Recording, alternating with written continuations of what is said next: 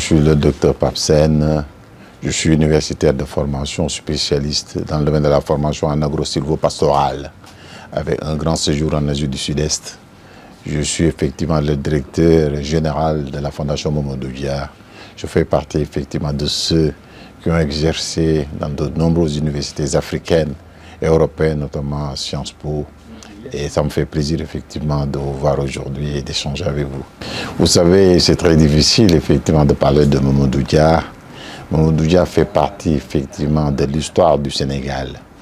Un homme effectivement d'une grande dimension internationale, voire nationale, dans la mesure où effectivement, en fait, la chance que j'ai eue dans mon parcours de vie, c'est d'avoir eu à collaborer avec le professeur Roland Collin, qui fut son directeur de cabinet. Et à ce titre, étant donné que je suis chargé d'être l'administrateur général de cette fondation Momodou Dia, j'ai pu effectivement avoir accès aux archives que le professeur Roland Collin détient. En fonction de cela, nous avons pu étudier et mettre effectivement aujourd'hui une pratique en découvrant effectivement les archives du président Feu Momodou Dia pour me laisser une trace indélébile de ce qui a été l'œuvre du président Momodou Dia pour le continent africain et notamment sénégalais. Vous savez, ça c'est le second ouvrage. Le premier ouvrage effectivement qui avait été écrit, c'était sur les traces effectivement et les orientations du président Feu Momodou Dia. Ce second livre que nous avons écrit cherche à contribuer à équilibrer la notion effectivement du développement de la démocratie enracinée dans les peuples du continent africain pour que l'Afrique puisse prendre effectivement une part entière du développement de la démocratie. C'est ça effectivement l'intitulé et le contenu de l'ouvrage.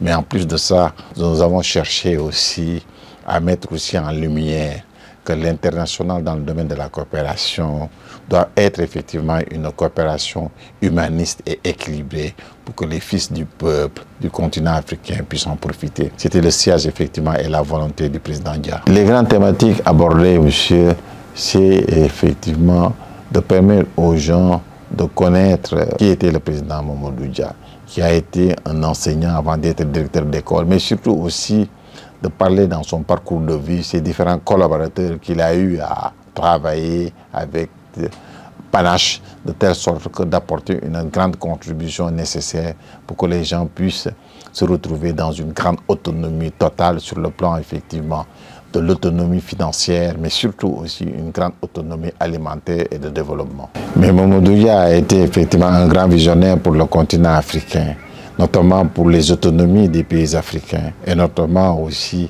le Sénégal, son pays d'origine. Sa vision, c'était de mettre une pratique de développement basée sur la communauté paysanne et surtout aussi le développement de la communauté de base avec une bonne volonté de mettre en pratique les coopératives agricoles et surtout aussi l'animation rurale. C'était ça, Momodou Dia. Et l'autorisation du président pour Momodou Dia était effectivement de mettre en valeur les paysans et surtout aussi que les paysans puissent se retrouver pour avoir une grande autonomie partagée. L'autonomie partagée, c'était de permettre aux paysans d'avoir effectivement à moindre valeur absolue un bon prix effectivement aux producteurs et qu'ils soient protégés par le secteur étatique.